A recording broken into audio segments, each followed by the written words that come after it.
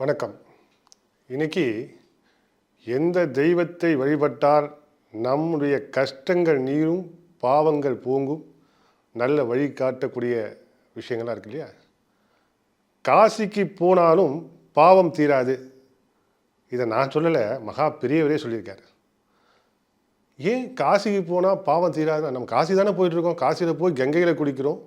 கங்கையில் குளித்தால் அந்த புனித நதி நீராடினாலே நம்மளுடைய பாவங்கள் அனைத்தும் நீங்கிவிடும். அது உண்மைதான், அதில் எந்தவித மாற்றமும் இல்லை. மகாபெரியவும் அதை சொல்லவில்லை.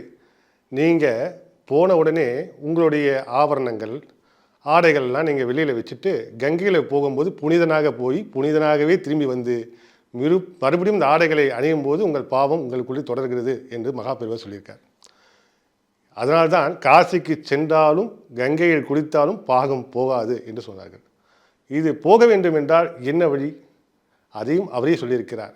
1000 2000 வருடங்கள் பழமையான ஆலயங்களில் நீங்கள் போய் சுவாமியை வழிபட்டு நெய் தீபம் போட்டு விளக்கேற்றி நீங்கள் சுற்றி வரும்போது அங்கே கோமுகி என்று அபிஷேக நீர் வரக்கூடிய தீர்த்தங்கள் வரக்கூடிய ஒரு அகழியமை வைத்திருப்பார்கள். அதுக்கு மேல் பிரம்மதேவன் இருப்பார்.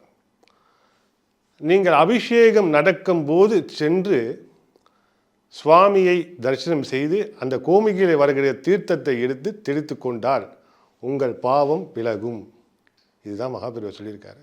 இதை செய்து பாருங்கள். உங்கள் வாழ்க்கையிலே எத்தனை பாவம் துன்பங்கள் இருந்தாலும் விலகிவிடும். அதன்புறம் உங்கள் வாழ்க்கை ஒளிபரமான வாழ்க்கையை அமையும். பழமையான ஆலயங்கள் இப்போ நான் சொன்ன உடனே உங்களுக்கு ஒரு சின்ன சந்தேகம். பழமையான ஆலயங்கள் எந்த ஆலயத்தை அவர் சொல்கிறார்? எந்த ஆலயத்துக்கு போய் நம்ம வழிபடணும்? அது விநாயக பெருமானா, சிவபெருமானா, பெருமாளா, முருகனா என்று குழப்பம் உங்களுக்கு இருக்கும் இல்லையா? குழப்பமே வேண்டாம். எந்த ஒரு ஆலயமாக இருந்தாலும் எந்த ஒரு சுவாமியாக இருந்தாலும் அது பல ஆயிரம் ஆண்டு இருந்தால் பல கும்பாபிஷேகத்தை அந்த கோவிலில் பண்ணி கொண்டு இருப்பார்கள். ஏன் பழமையான கோவில் அப்படின்னு நம்ம சொன்னோன்னா, அந்த கோவிலில் பல ஆயிரம் வருடமாக அந்த கோவிலில் கும்பாபிஷேகம் 12 வருடங்களுக்கு ஒரு மாதிரி நடந்து கொண்டே இருக்கும்.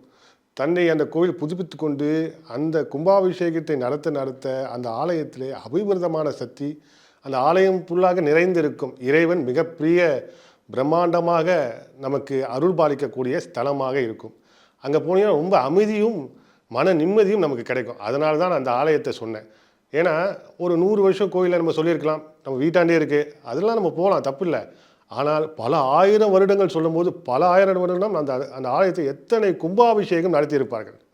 அந்த கும்பாபிஷேகம் நடத்த அந்த ஆலயத்தில் எத்தனை மிகப்பெரிய ஒரு பிரம்மாண்டமான சக்தி உருவாயிருக்கும். இந்த ஆலயத்தை நீங்கள் ஒரு முறை வலம் வரும்போதே உங்கள் வாழ்க்கையிலே பல மாற்றங்களை நமக்கு அமைத்து தரும். இதனால தான் சொன்னேன், நீங்கள் எந்த ஆலயமும் குழப்பம் வேண்டாம். எந்த ஆலயமாக இருந்தாலும் சரி, அந்த ஆலயத்திலே சென்று அந்த கோமுகிகளை வரும் தீர்த்தத்தை தெளித்துக் கொள்ளுங்கள். உங்கள் பாவங்கள் உங்களை விட்டு விலகிவிடும்.